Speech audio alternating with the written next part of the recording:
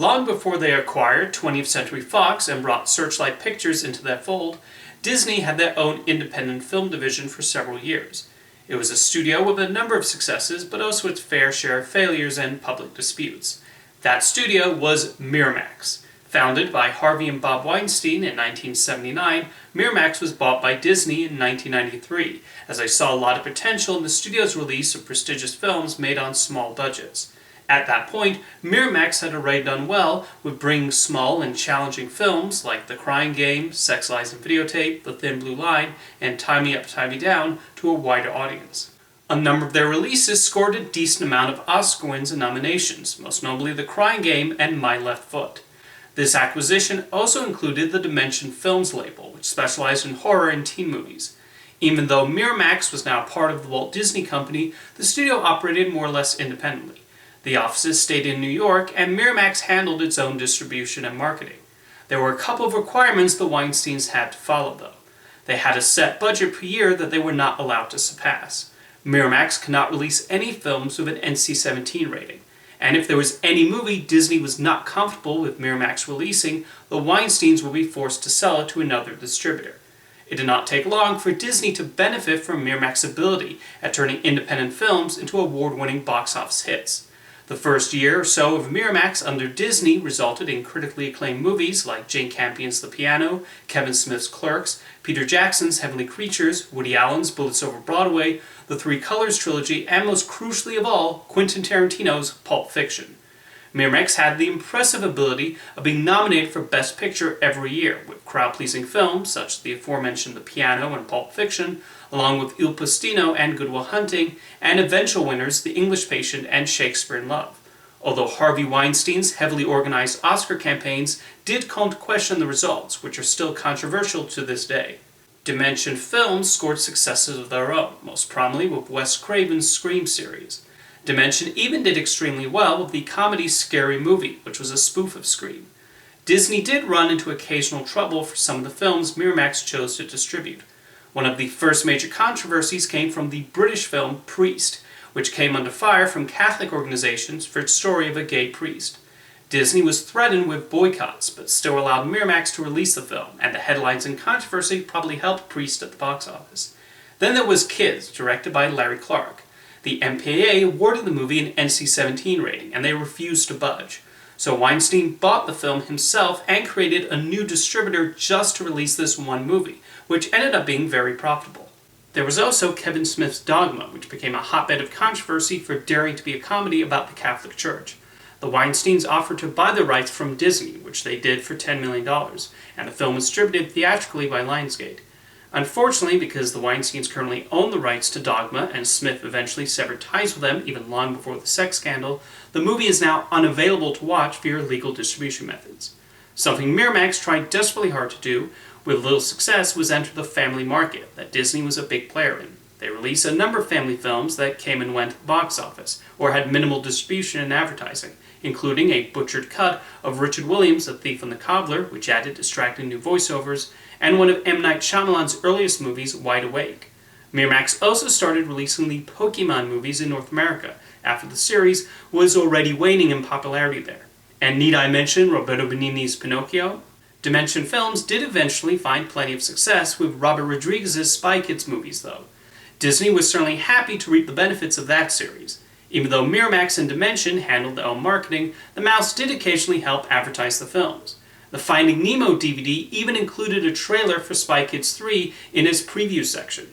As the years continued on, then Disney CEO Michael Eisner and Harvey Weinstein found themselves growing further at odds with each other, as Weinstein's ambitions grew larger. One such incident came after the release of Miramax's teen rom-com She's All That. According to Kevin Smith, Weinstein was celebrating the movie's #1 opening at the box office when Eisner took him to task for releasing She's All That as a Miramax movie rather than the Dimension film it so clearly was. And that was the least of the confrontations they had over the years. Weinstein really wanted to produce Peter Jackson's adaptation of The Lord of the Rings, but Eisner bulked up the budget and the proposal to release multiple films. So Weinstein was forced to have Jackson shop the project to different studios. Eventually, New Line decided to make the movie, which ultimately turned out for the best. Miramax had Jackson write a screenplay that condensed Tolkien's trilogy into 2 movies, as opposed to New Line, who allowed him to make the 3 films.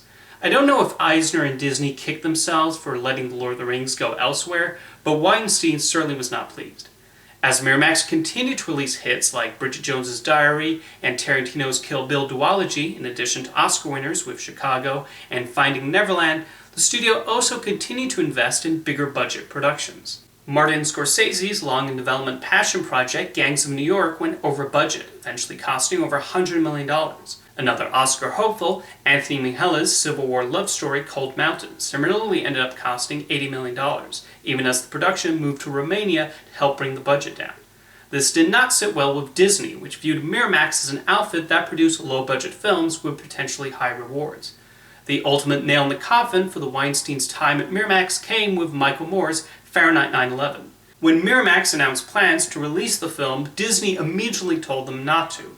However, Weinstein continued to fund the controversial documentary despite Disney's disapproval. Eventually, Miramax was forced to sell the film to another distributor, and it became a massive hit for Lionsgate. Eisner finally decided to sever ties with the Weinsteins and chose not to renew that contract in 2005. Disney would retain the Miramax name and the library, while Harvey and Bob went off to form the Weinstein Company, taking the Dimension name and sequel rights to their earlier productions with them. For while it seemed like Miramax would continue to thrive even without its founders. The Queen was a notable hit for Miramax, earning a Best Picture nomination and an Oscar for Helen Mirren. With Harvey Weinstein along with heir to produce big-budget spectacles, the division went back to primarily focusing on smaller films, releasing critical favorites like Ben Affleck's feature-directing debut, Gone Baby Gone, Mike Leigh's Happy-Go-Lucky, and the comedy Adventureland.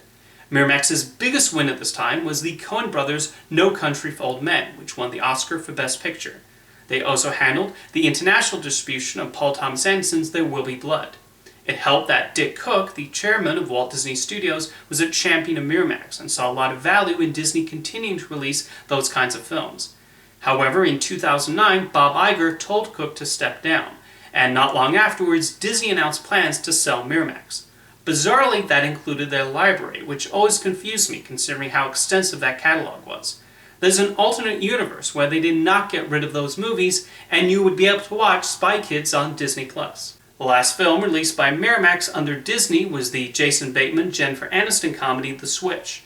A few of their completed films were sold to other studios, while Disney moved The Tempest and Romeo and Juliet to the Touchstone Pictures label.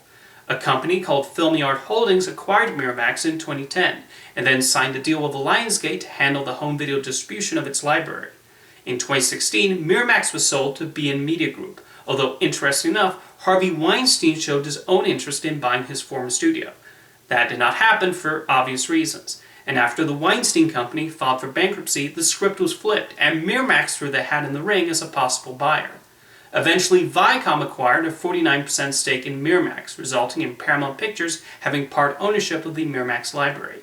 Despite the 2010s being a turbulent decade for Miramax, it still continued to produce films, like Mr. Holmes of Ian McKellen and the third Bridget Jones movie. Miramax also got the rights to Halloween again after the Weinstein Company's rights expired, resulting in the massively successful sequel in 2018. Even with the dark cloud hovering over it, Miramax's time at Disney represents an interesting chapter in the company's history. See you next time.